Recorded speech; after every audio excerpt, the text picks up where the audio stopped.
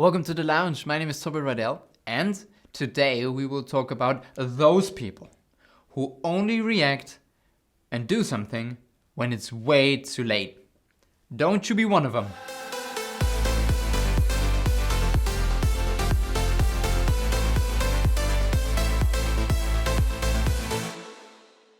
We all want to look away, and that's all natural. We like to postpone things and don't care too much about them when we have some time left, and then we no, I won't do that homework. I will do the next homework or the next homework, and then all of a sudden those problems become the biggest issues there ever were. And then when everything is overdue, suddenly there is panic, and people from the outside just think, oh, now you care, oh, don't you? Now you care. It's a little bit like 1942 with Pearl Harbor. The Second World War was roaring and stomping and crashing over the lands, and the Americans were like, none of our business. And then Pearl Harbor happened, and the Americans, and then everybody said, oh, now you care, don't you? Now you care. Now that it's one of your problems, right? Little side note, if you come to meet an American and it kind of fits the situation as well, you can ask them when they think the Second World War started, and the chances are really high that they will tell you the Second World War went from 1942 to 1945, because it's their perspective. And it's just sad because Americans obviously don't learn proper history, but that's a different topic. Or with the coronavirus, when everyone was saying, those Chinese people over there, they have nothing under control, and what are they doing again? And just leave them to it. And then it came over, and then we cared all of a sudden, when it turned out to be our problem as well. Who could have thought? And all of a sudden, Europeans and Western countries discuss about how China should regulate their living animal markets, which are a huge source of possible pandemics, because of the fact that they are selling diseased and infected animals on those markets, not just because they're animals, because animals in general are less likely to be healthy when kept in such horrible conditions as in China and in Western countries partially as well.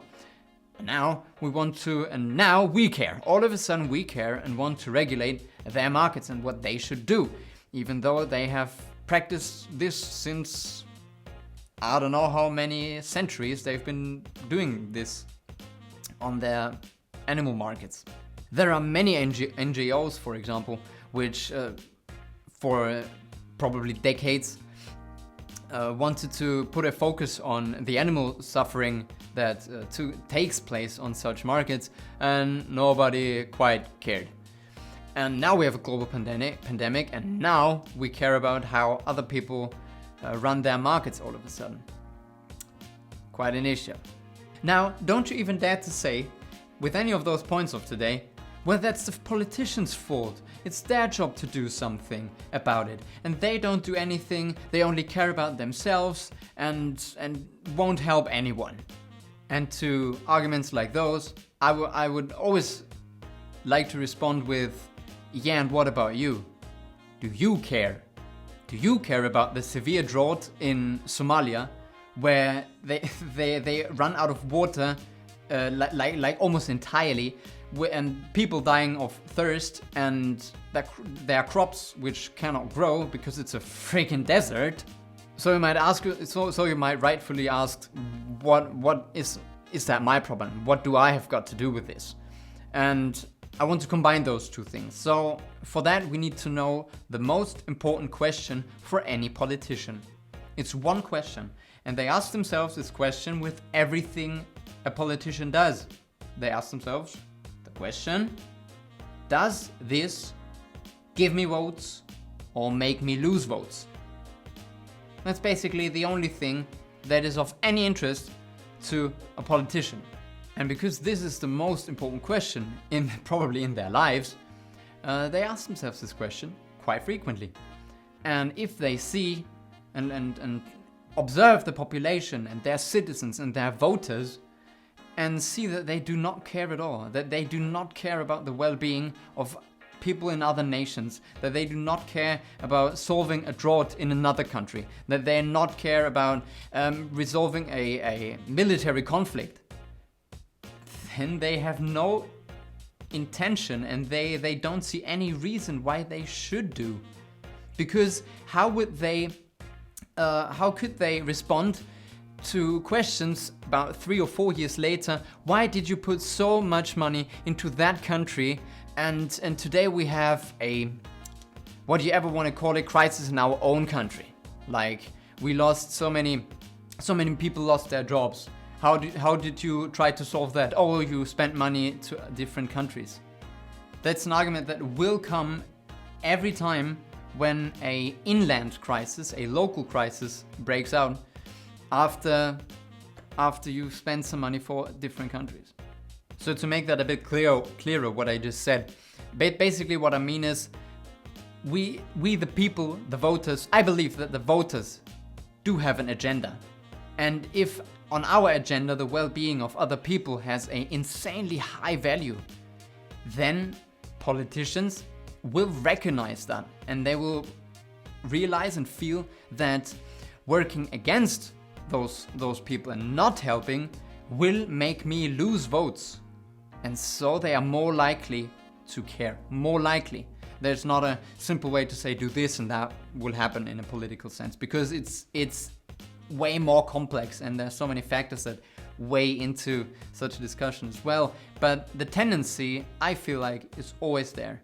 If politicians feel that a whole nation really cares about something, that we rally behind an idea, then it has such a high potential to lead to better outcomes. But then a point comes up, which is absolutely fair, which goes along something like, but there are so many people that don't care. And that's true. There are many people that do not care, and that's a huge issue when it comes to some big decisions. And the problem here is that so many people live their lives under a self-centered arrogance, and which makes them not caring about anybody than themselves and maybe, if you're lucky, a few people around them. There are also many people that show a behavior that is actually typically seen in dogs, only because they have such a small brain.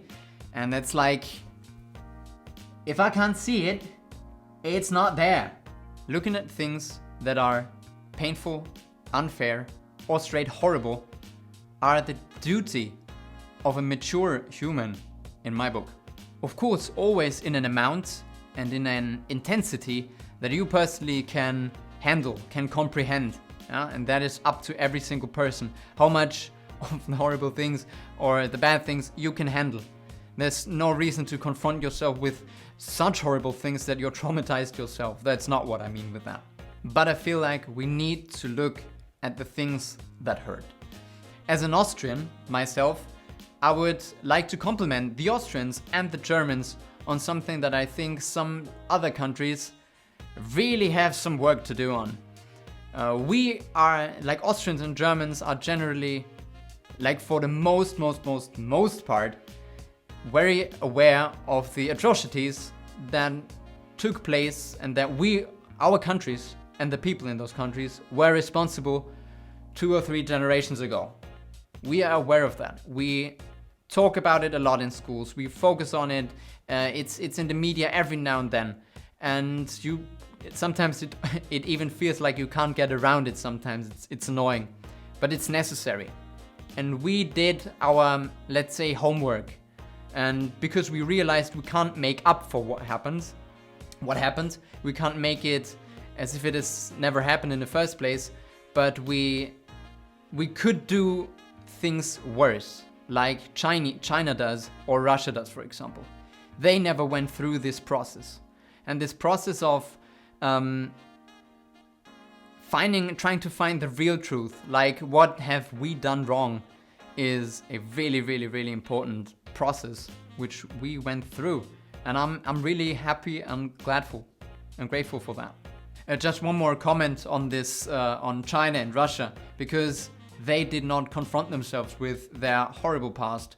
which, in my opinion, is one of the main reasons why the suffering in those countries today is still astronomical. There is no sentiment and no real sense for what atrocities have taken place in the past, and many people actually do not know in those countries, or are meant to believe that all these things are set up from the West and just made up, which they are absolutely not. The more people there are in a country, the less the individual cares for the rest. And the more people are in one country, the less the state, the country itself, cares for a single person.